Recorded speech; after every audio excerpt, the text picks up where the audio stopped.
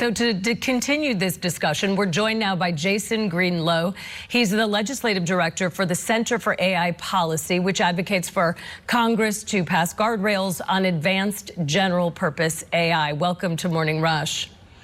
I have to ask about AI companies. So, you know, they're currently in a race for dominance, right? Everybody wants to get there first, like any technology. So what role do you play in holding them accountable for maybe rushing there too fast without looking at all the implications and perhaps consequences?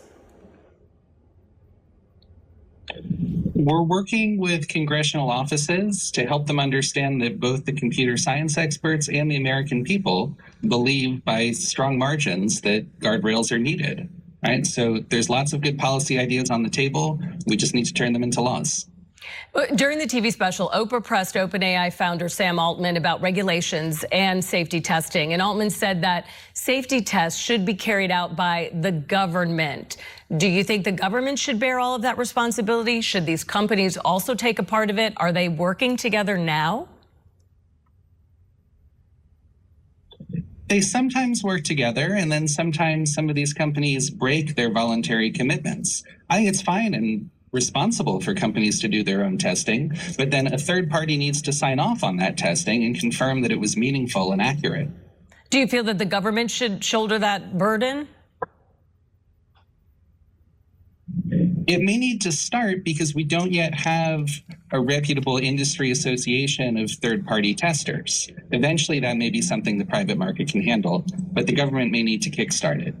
So since that's really down the road, sort of kicking the can down the road, we know that AI can be used maliciously, maybe by bad actors. So what concerns you then the most about potential bad actors? And then also, you know, here's the upcoming presidential election and the candidates and what they may do going forward, since there really are no guardrails completely in place yet because it's such a new technology. Yeah, I think the next president is going to have to address AI safety. It's going to be too big of an issue that will loom too large in our daily lives for the federal government to continue to escape it. So far, we have the Defiance Act, which passed the Senate, which allows people to sue if there's a deepfake, but it's still not a crime. It still hasn't passed the House. There's so much more work for Congress to do on this topic. You know, we think of AI sometimes, you know, a lot of people might think Arnold Schwarzenegger and, you know, the Terminator, and we think of these, you know, perhaps robots coming to get us. But AI can be used for a lot of practical purposes. For instance, you know, maybe running the grid when it comes to when you turn power up, when you bring it down to save money, to save energy.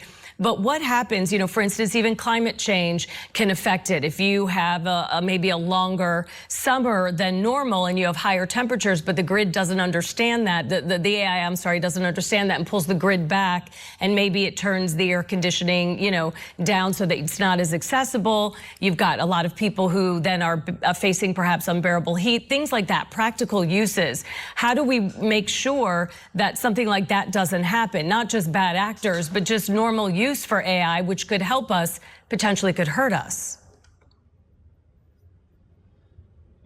We need to require the private developers of AI to invest more resources in explainability, in reliability. Right now, they get credit for being first to market. There's a big news release, a tech demo. It's very exciting for them, but it's not what's best for the American public. That's why we need a third party like the federal government to weigh in on whether the technology has been tested enough and been shown to be reliable before it's deployed in critical infrastructure like our power grid.